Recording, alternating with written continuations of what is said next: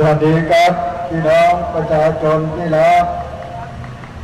กบฏประยุทธ์กบฏประยุทธ์กบฏประยุทธ์โอ้ใช้ได้ตอนนี้ไม่อยู่ที่กทมแล้วหนีไปตั้งหลักอยู่ที่ภูเก็ตใช่ไหมเนี่ยได้ข่าวว่าไปภูเก็ตพี่น้องครับอย่างที่ผมได้สัญญาเอาไว้ว่าวันนี้เอาเนื้อเอาหลักฐานชัดๆผมเคยพูดที่เวทีปราศัยในห้องส่งของสถานีโทรทัศน์พีทีวีมันยังมีรายละเอียดที่ยังไม่ได้เปิดเผยเดี๋ยววันนี้จะเปิดเผยให้หมดว่ากบฏประยุทธ์เข้ามายึดอำนาจไม่กี่วันมันก็เปิดทางให้พวกมันทุจริตพี่น้องจำได้ไหมพวกกบฏยึดอำนาจวันไหน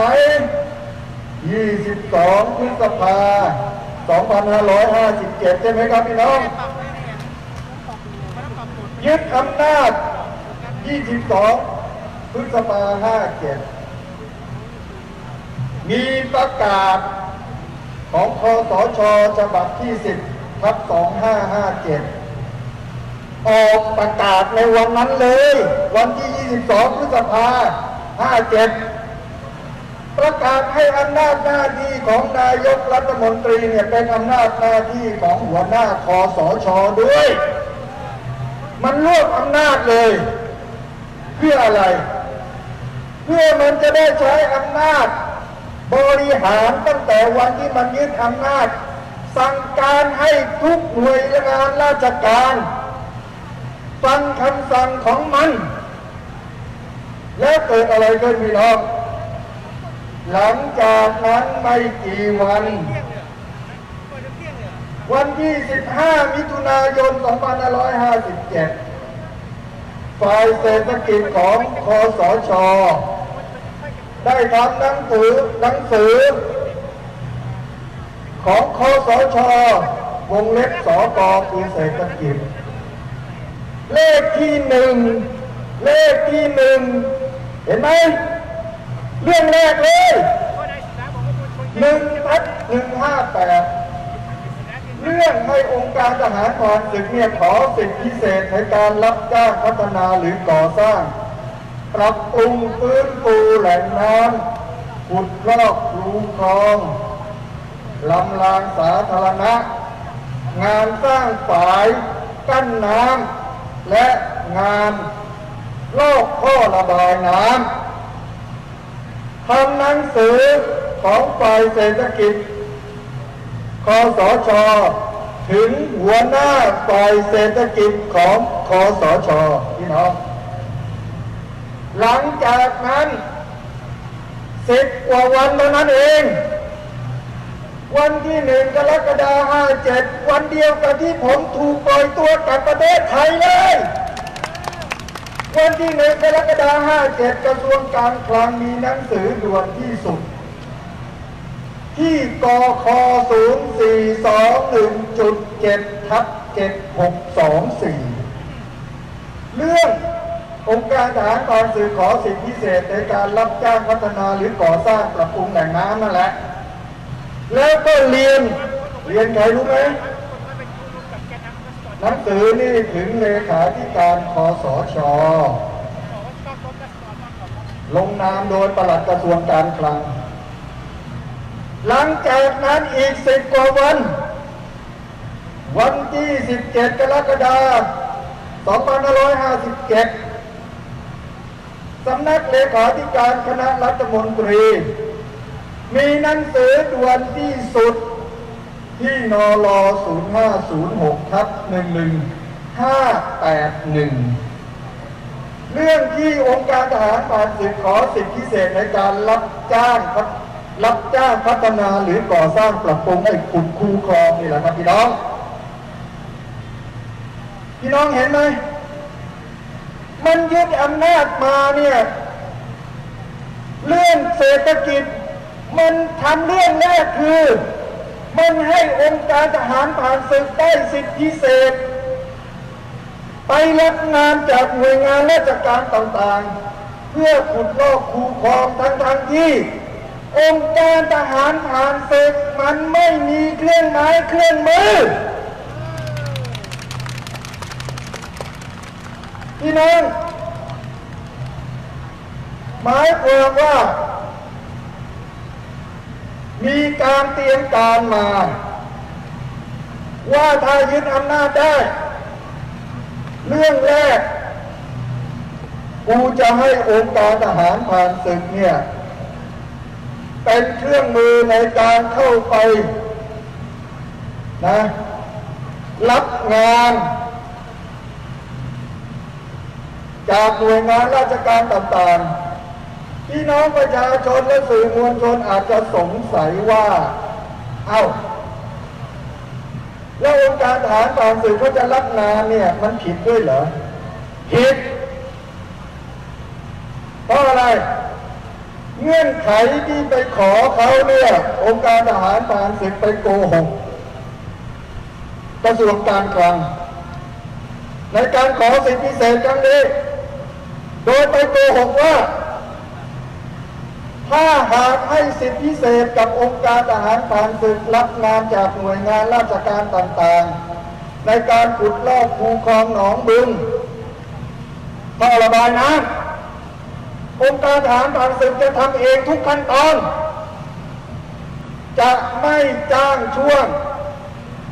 ไม่ส่งงานให้ใครซึ่งอันนี้มันเป็นเงื่อนไขที่เขากำหนดไว้ชัดเจน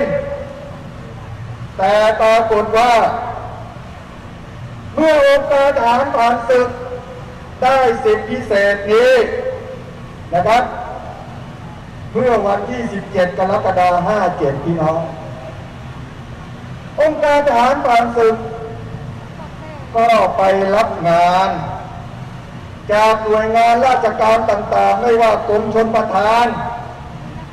กรมป้องกันบรรเทาสาธารณภัยและงานขุดลอกคูคลองซึ่งฟังดีๆซึ่งปรากฏว่ามีการอนุมัติงบประมาณ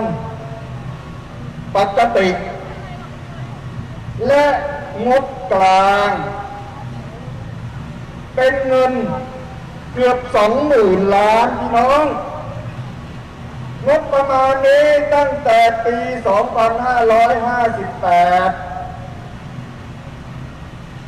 ไปจนถึงปี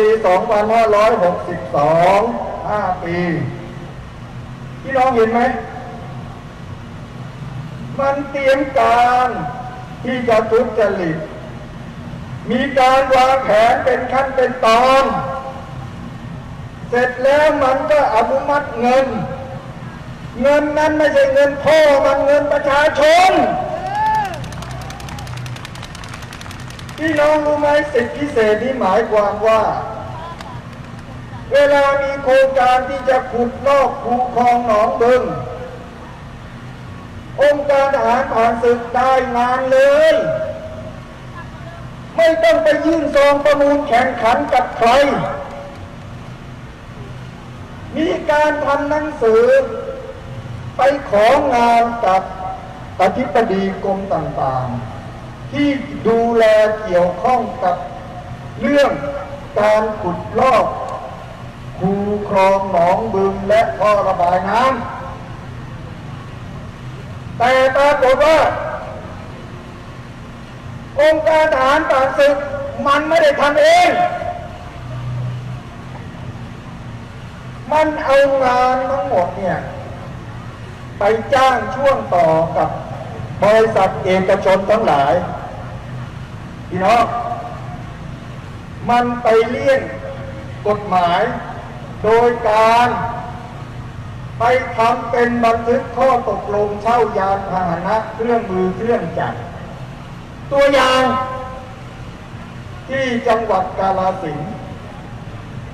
ที่จังหวัดกาฬสินธุ์งานนี้ผมเอามาตัวอย่างเดียวนะเพราะเวลามีน้อยมีข้อตกลงนี้ทำเมื่อวันที่14สิงหาคม2558ระหว่างองค์การทหารผ่านศึกกับห้างหุ้นส่วนจำกัดอัศวินพี่น้องในงบ5,724,000 บาทเห็นไหมพี่น้ององค์การทหารผ่านศึกไปจ้างช่วงทั้งที่เงื่อนไขกระทรวงการคลังเขาบอกว่าถ้าให้สิทธิพิเศษกับองค์การทหารผ่านศึกองค์การทหารผ่านศึกต้องทำเองทั้งหมดและพี่น้องรู้ไหมใครเป็นนายกองค์การทหารผ่านศึกรู้ไหมรู้หรือเปล่าไอ้คนที่เป็นนายกองค์การทหารผ่านศึกคือนายกสภาองค์การทหารผ่านศึกคือพลเอกประวิตร วงษ์สุวรรณ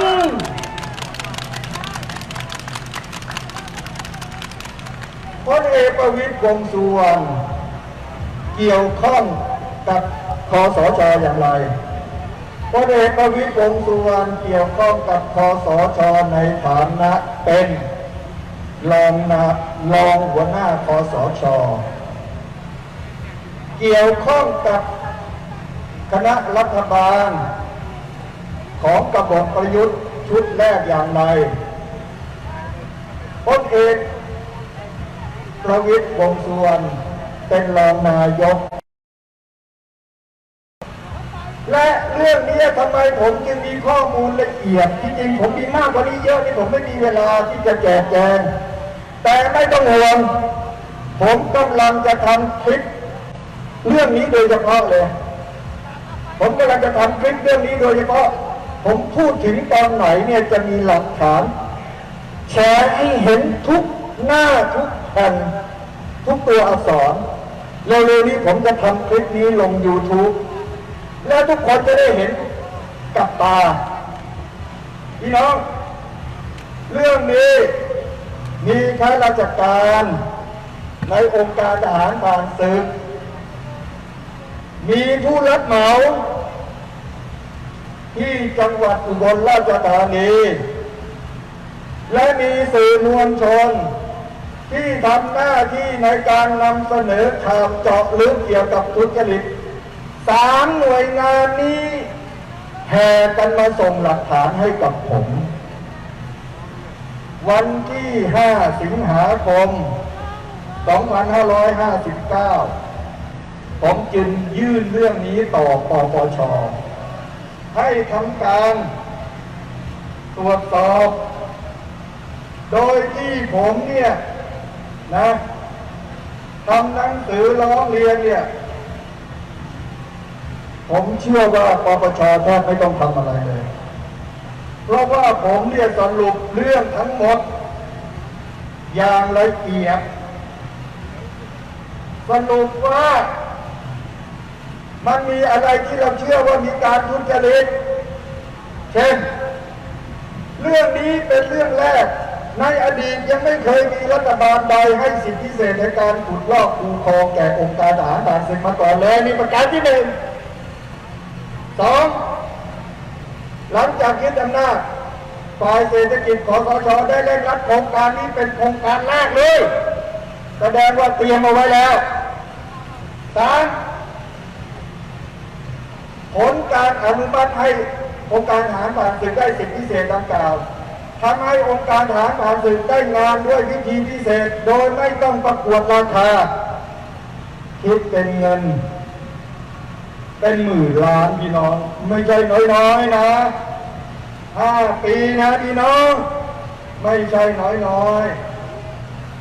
ๆและเมื่อองค์การทหารผ่านศึกได้สิทธิพิเศษแล้วเนี่ยปรากฏว่ามีการตั้งงบประมาณขุดลอกคูคลองขึ้นรองรับทันทีนะครับเป็นแผน5 ปีตั้งแต่ปี58ถึง62อย่างที่ว่า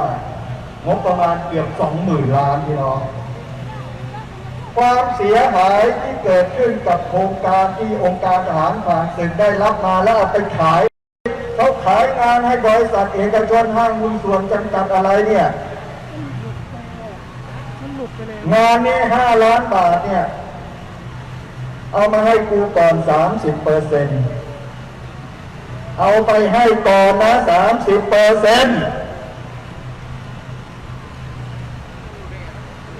บางงาน 40%องค์การทหารผ่านศึกมันไม่ต้องทำอะไรเลยพี่น้องทั้งที่เงื่อนไขก็กำหนดว่า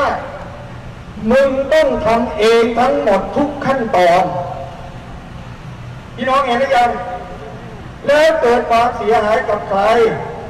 มันก็เกิดความเสียหายกับรัฐและประชาชน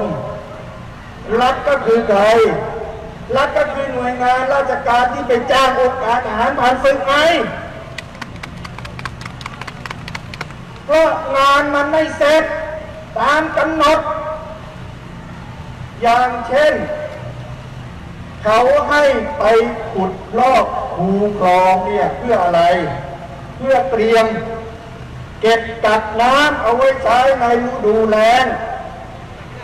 และเพื่อให้เกิดการระบายน้ำอย่างรวดเร็วเมื่อถึงฤดูฝนแต่งานมันไม่เสร็จถึงฤดูฝนน้ำมันก็ท่วมเหมือนเดิมถึงฤดูแล้งมันก็ไม่มีที่เก็บน้ำเหมือนเดิมแต่เงินมันรับไปแล้วมันโกงกันไปแล้วเห็นไหมพี่น้องหลักฐานนะครับยังมีอีกเยอะนะพี่น้องหลักฐานยังมีอีกเยอะแต่สิ่งที่ผมเนี่ยนำเสนอกับปปช.ซึ่งปปช.มีหมดแล้วก็คือสิ่งที่สำนักข่าวอิสลามนำมาเปิดเผยเมื่อวันจันทร์ที่13 มีนาคม 2560พาดหัวตัวโตเลยครับพี่น้องฟังดีๆนะนี่ฟังดีๆนะอันนี้เรื่องสำคัญเลยนะพี่น้องนะสำนักข่าวอิสลามพาดหัวข่าวเมื่อวันจันทร์ที่13 มีนาคม 2560ว่าเปิดเหตุผลฉบับเต็มกระทรวงการคลังระงับสิทธิพิเศษองค์การทหารผ่านศึกได้ข้อมูลปรากฏว่าองค์การทหารผ่านศึกนี่ไม่ทำเองอ้างขอเช่าเครื่องมือแต่ให้เอกชนทำแทนมีการปล่อยช่วงงานให้คนอื่นและฟังดีๆตรงนี้สำคัญตรงนี้และมีการอ้างชื่อรัฐมนตรีว่าการกระทรวงกลาโหมรับหัวคิวด้วยบิ๊กป้อมเรียกหัวคิวหลักฐานชัดจึงทำให้กระทรวงการคลังจึงต้องออกหนังสือกระทรวงการคลังที่กค0405.2 ครับลอลิง2907ประทับตารับและด่วนที่สุดลงวันที่24 พฤศจิกายน 2559 ยกเลิกสิทธิพิเศษขององค์การทหารผ่านศึกทันทีพี่น้องหลักฐานทั้งหมดเนี่ยผมให้ปปช.หมดนะปปช.เพิ่งตอบผมหลังจากตรวจเรื่องนี้ไป5 ปีเต็มๆปปช.มาตอบผมนะครับตอบหนังสือถึงผมเนี่ยนะครับถึงเรื่องเนี้ยเมื่อวันที่21 พฤษภาคม 2564 เมื่อเดือนที่แล้วนี่เองครับพี่น้องมันตรวจอยู่5 ปีเต็มๆตอบผมว่าตรวจสอบแล้วที่ผมกล่าวหาประยุทธ์ประวิตรและผู้อำนวยการองค์การทหารผ่านศึกนั้นตรวจสอบแล้วประยุทธ์กับประวิตรไม่ผิดพี่น้องป ปชให้เหตุผลว่าไม่พบหลักฐานว่าประยุทธ์กับประวิตรไปเรียกเงินหัวคิวด้วยตัวเอง หรือไปทำการทุจริตด้วยตัวเองไอ้เหี้ยถ้าอย่างนี้นะพี่น้องไอ้คนที่เปิดประตูให้ลูกน้องเข้าไปเต้นเนี่ยมันไม่มีความผิดแล้วการปราบทุจริตมันจะสำเร็จได้อย่างไรใช่ไหมพี่น้องก็ถ้ามึงเนี่ยนะไม่ชงเรื่องแล้วถ้ามึงไม่อนุมัติมึงไม่สั่งกระทรวงการคลังให้สิทธิพิเศษกับองค์การทหารผ่านศึกเนี่ยถามหน่อยองค์การทหารผ่านศึกแล้วมันจะไปรับงานขุดลอกคูคลองได้อย่างไรใช่ไหมแล้วไอ้คนออกนโยบายไอ้คนเปิดประตูให้เขาไปปล้นเนี่ยมันไม่ผิดเลยใช่ไหมแล้วไอ้กฎหมายที่บอกว่าผู้สนับสนุนผู้กระทำความผิดเนี่ยแล้วมึงเขียนไว้ทำไมแต่ปปชรับไว้ไต่สวนเฉพาะผู้อำนวยการองค์การทหารผ่านศึกเท่านั้นหมายความว่าปปชก็ปฏิเสธไม่ได้ว่ามันมีการทุจริตจริงใช่ไหมพี่น้องแต่อ้างว่าไม่พบหลักฐานว่าประยุทธ์กับประวิตรเข้าไปเกี่ยวข้องโดยตรงเมื่อกี้ผมพูดอะไรจำได้ไหมเมื่อสักครู่นี้ผมบอกว่ามีหลักฐานว่าบิ๊กป้อมเรียกหัวคิวใช่ไหมใช่ไหมมันไม่เกี่ยวได้ยังไงบิ๊กป้อมคือใครรองหัวหน้าคสช.รองนายกรัฐมนตรีมีชื่อไปเรียกหัวคิวไม่เกี่ยวยังไงมันก็เกี่ยวโดยตรงและผมบอกว่า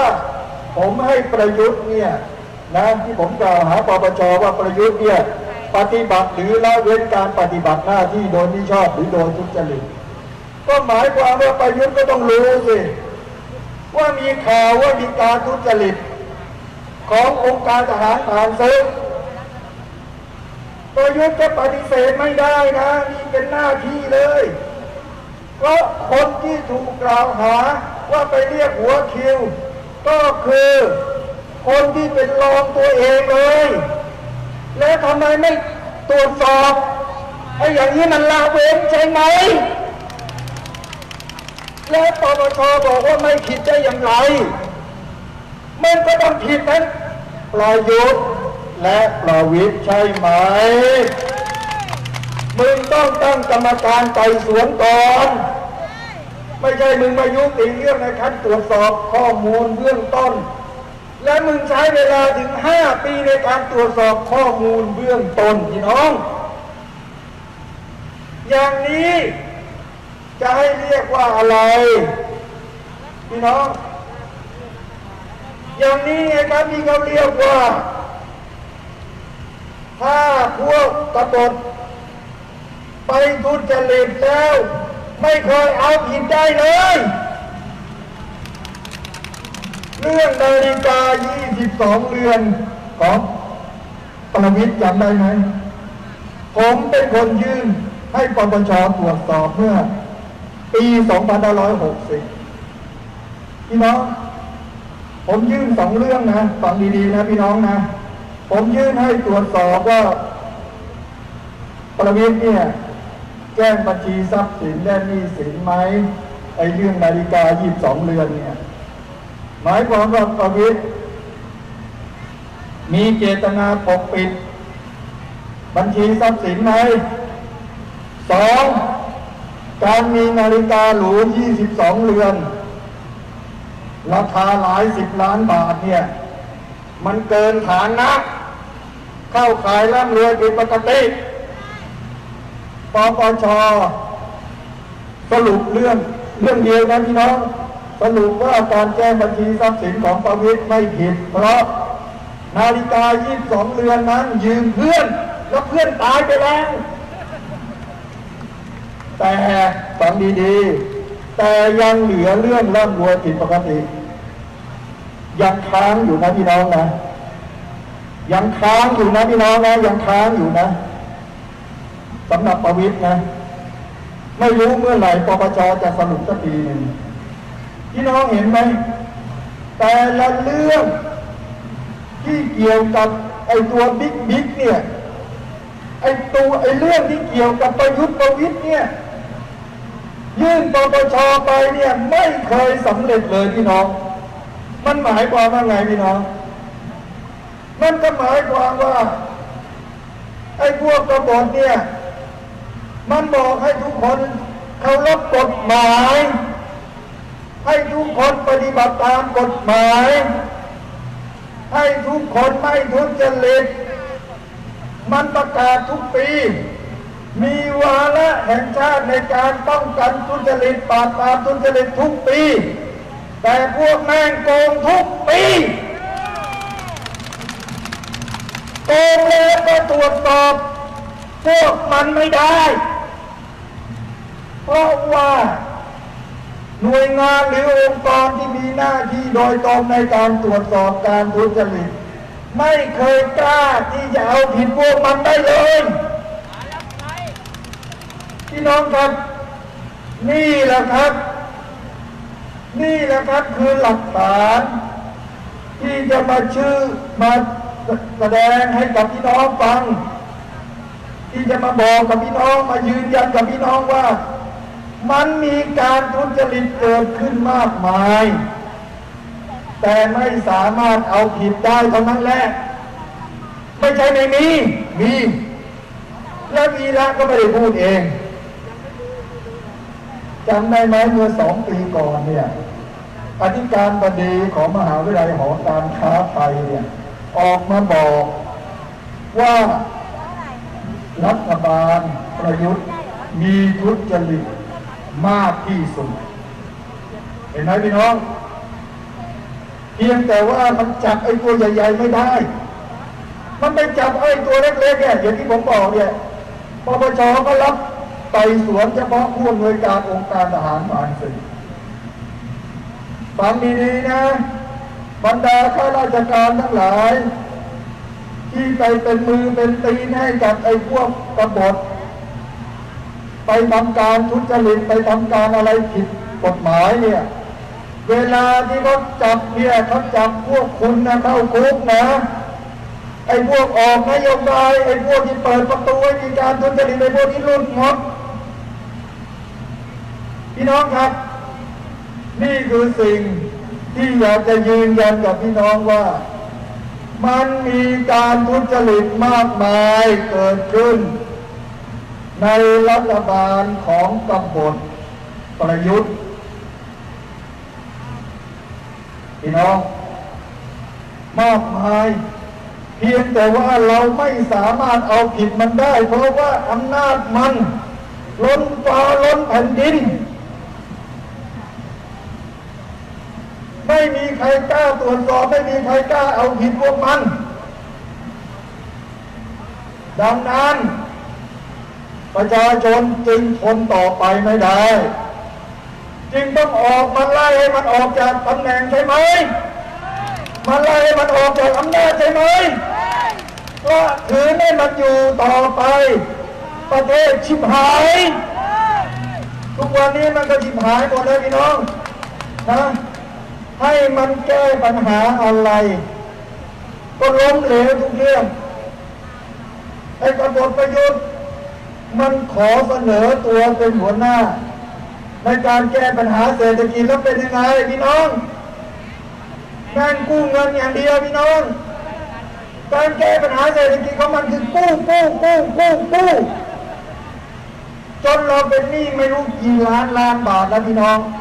และคนที่ใช้นี่ก็คือพวกที่นั่งอยู่นี่แหละและพวกพี่น้องประชาชนที่อยู่ทางบ้านมันเสนอตัวเป็นหัวหน้าแก้ปัญหาโควิดแล้วเป็นไงพี่น้องโควิดหมดไหม โควิดหมดหรือยังคนก็ยังเป็นโควิดอยู่เต็มประเทศวัคซีนที่จะเอามาให้กับประชาชนในการป้องกันก็ไม่มีพี่น้องครับนี่ก็คือส่วนหนึ่งที่จะยืนยันกับพี่น้องว่าเราต้องรีบไล่กบฏประยุทธ์ออกจากอำนาจโดยเร็วที่สุดเพื่อไม่ให้ประเทศชิบหายมากไปกว่านี้และคนที่จะเดือดร้อนเสียหายก็คือประชาชนทั้งหลายพี่น้องครับภารกิจในการขับไล่กบฏประยุทธ์อาจจะไม่ได้เสร็จสิ้นภายในวันนี้เราอาจจะต้องขับไล่กันอีกสักระยะหนึ่งแต่เราเชื่อว่าประยุทธ์ไม่สามารถที่จะอยู่ในอำนาจต่อไปได้เราเชื่อว่าในเร็วๆนี้ประยุทธ์จะต้องออกจากอำนาจในที่สุด